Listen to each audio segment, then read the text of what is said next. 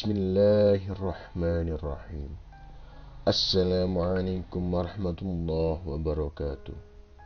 Syukur alhamdulillah kita bisa berjumpa lagi di channel ini. Salawat dan salam selalu dan tetap tercurahkan kepada junjungan kita Nabi besar Muhammad sallallahu alaihi wasallam. Allahumma salli ala sayyidina Muhammad wa ala ali sayyidina Muhammad.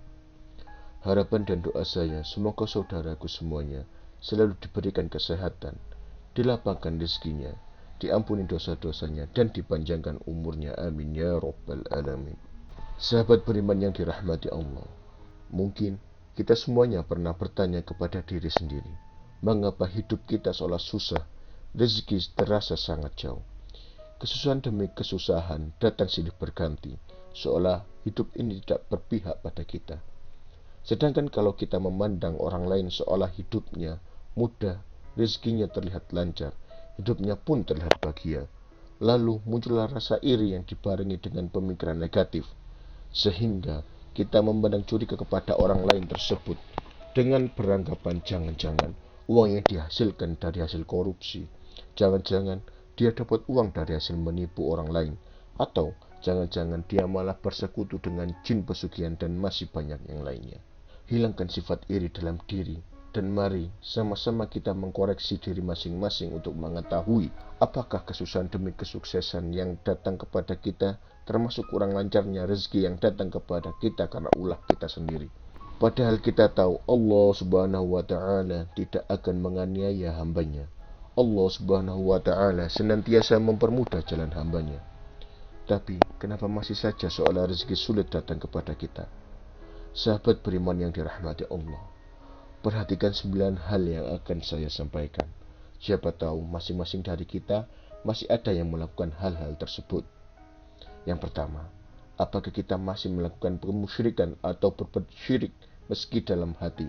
Yang dimaksud syirik adalah menyekutukan Allah subhanahu wa ta'ala dengan sesuatu, bisa benda, tempat, manusia, dan lain sebagainya.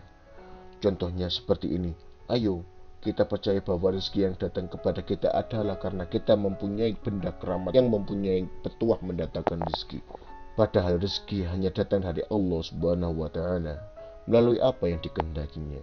Apabila rezeki datang melalui seseorang, berterima kasihlah kepada Allah subhanahu wa ta'ala dan bersyukurlah kita dipertemukan oleh Allah subhanahu wa ta'ala dengan orang tersebut, dan bukan beranggapan yang memberikan rezeki adalah si fulan.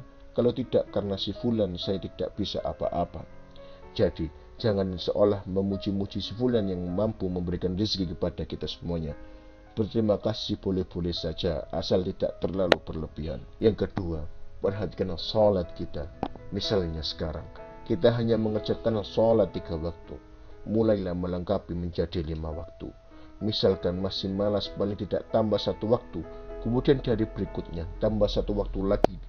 Dan jika sudah lengkap 5 waktu, pertahankan dengan cara bersegeralah menunaikan kewajiban saat terdengar panggilan azan.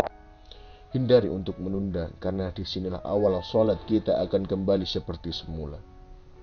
Luangkan waktu yang hanya 10 menit untuk menunaikan ibadah sholat, karena waktu luang kita semuanya lebih panjang dibandingkan mengerjakan sholat yang hanya butuh waktu kurang lebih 10 menit saja.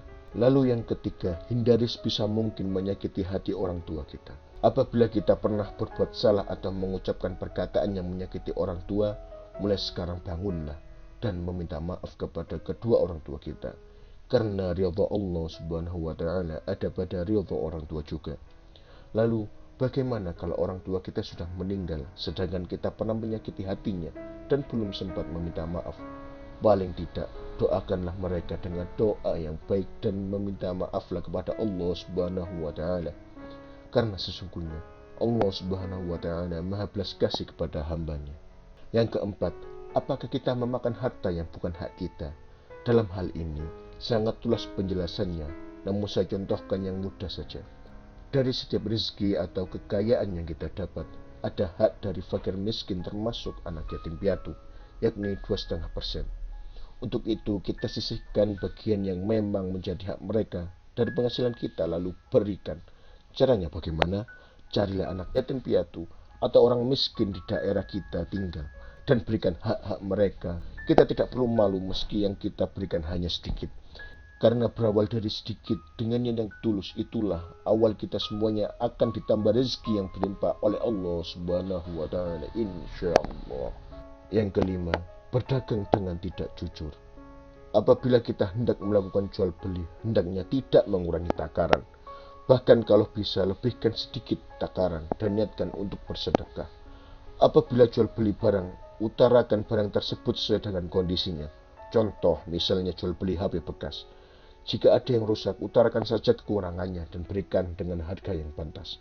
Ada yang bilang jujur atau hancur, tapi perlu diketahui, mungkin kita akan menerima lebih sedikit daripada yang tidak jujur. Tapi yakinlah, kita akan mendapat lebih besar di kemudian hari. Orang yang tidak jujur mungkin akan mendapatkan banyak di awal, akan tetapi setelahnya akan mendapatkan sedikit. Karena perbuatan kurang jujur yang dilakukannya sendiri.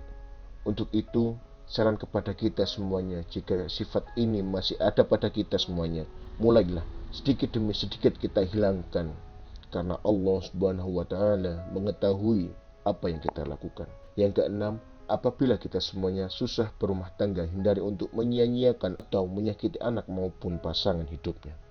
Apabila kita merasa kesal dengan kelakuan anak atau pasangan, kalau bisa cobalah untuk mengkoreksi diri dulu. Kenapa pasangan atau anak kita belum mampu seperti yang kita inginkan?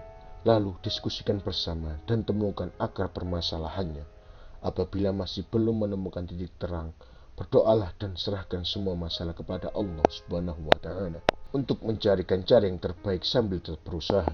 Insya Allah, kita semuanya akan ditunjukkan jalan yang terbaik untuk mengurangi masalah.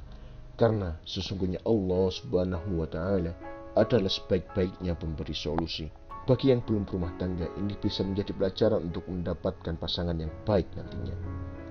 Yang ketujuh, berbohong. Mungkin benar saudaraku, berbohong demi kebaikan. Tapi perlu diingat, kebaikan yang dimaksud adalah kebaikan untuk siapa? Apabila kebaikan untuk diri sendiri atau orang lain secara sepihak, serasa itu kurang sesuai. Kenapa? Karena bisa merugikan orang lain yang kita bohongi. Dan sifat seperti itu membuat kita jauh dari rezeki Allah Subhanahu wa taala. Cara menghilangkan sifat berbohong tidaklah mudah, seperti membalikkan telapak tangan. Akan tetapi, bisa kita kurangi sedikit demi sedikit kebiasaan tersebut. Dan mulailah tanamkan dalam diri kita sifat yang jujur. Meski di awal terasa sangat berat, akan tetapi insya Allah ke depannya, hidup kita semuanya akan jauh lebih tenang dan lebih nyaman. Bagi saudaraku yang mendengarkan video ini, bukalah hati dan pikiran saudaraku semuanya. Ketika pasangan ingin mulai bersikap jujur, hindari urusan yang menyalahkan. Hindari untuk saling menyudutkan pasangan. Dukunglah dengan perkataan maupun perbuatan yang baik. Dan mulailah untuk saling memaafkan. Insya Allah akan mendatangkan rezeki yang luar biasa dari Allah Subhanahu wa taala. Yang kedelapan, memerintah atau berkuasa dengan sewenang-wenang. Maksudnya, apabila sedang menduduki jabatan penting atau menjadi pemimpin dalam rumah tangga, hindari untuk menyalahgunakan kewenangan demi kepentingan pribadi. Kalau dalam jabatan saya contohkan memudahkan urusan orang lain dalam hal korupsi atau menipu. Seperti yang sudah saya katakan di awal, mungkin akan mendapatkan harta kekayaan yang banyak, akan tetapi pada akhirnya akan menyebabkan banyak masalah, baik dalam rumah tangga maupun dalam hal kesehatan. Dan bagi para pemimpin rumah tangga, hindari menyalahgunakan kewenangan dalam keluarga. Misalnya adalah menjadikan pasangan atau anak layaknya pembantu rumah tangga. Perlu diketahui, pasangan maupun anak adalah partner dalam mengarungi samudera kehidupan. Untuk itu, libatkanlah mereka dalam memberikan pendapat selama pendapat itu baik dan tidak merugikan orang lain. Penyebab rezeki kurang lancar yang terakhir adalah pelit dalam mengeluarkan zakat atau bersedekah. Sifat ini bisa memicu kerezekian kita semuanya menjadi sulit. Di dalam hal ini saya mengatakan hukum alam itu berlaku. Maksudnya adalah apabila kita mempersulit mengeluarkan sedekah yang menjadi hak mereka, maka Allah Subhanahu wa taala pun akan mempersulit rezeki yang akan datang kepada kita. Mungkin ada yang bertanya, katanya Allah Subhanahu wa taala sangat luas memberikan rezeki. Kenapa kita dipersulit untuk mendapatkan rezekinya? Sebelum bertanya seperti itu, saya minta untuk tanyakan pada diri saudaraku semuanya. Kenapa Allah Subhanahu wa taala berdasarkan prasangka dari hambanya? Jika hambanya mempermudah urusan orang lain dalam hal kebaikan, insya Allah Allah Subhanahu wa taala pun akan mempermudah hambanya keluar dari segala kesulitan. Ada pepatah yang mengatakan apa yang kita tanam itulah yang akan kita tuai. Sahabat beriman yang dirahmati Allah, itulah 9 penyebab utama kenapa seolah rezeki sangat sulit datang kepada kita. Untuk itu, bagi saudaraku semuanya yang mendengarkan video ini, mulai sekarang dan seterusnya, hindari dan tinggalkan sebisa mungkin 9 hal-hal tersebut. Dan mulailah menanamkan kebaikan untuk menuai kebaikan pula. Wallahu a'lam bishawab. Demikian yang bisa saya sampaikan. Semoga bermanfaat untuk kita semua. Assalamualaikum warahmatullahi wabarakatuh.